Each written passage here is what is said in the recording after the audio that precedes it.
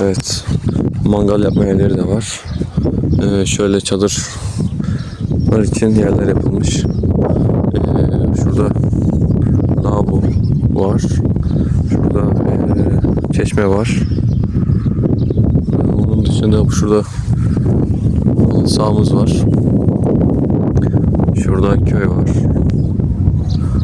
Ve en önemlisi sahil.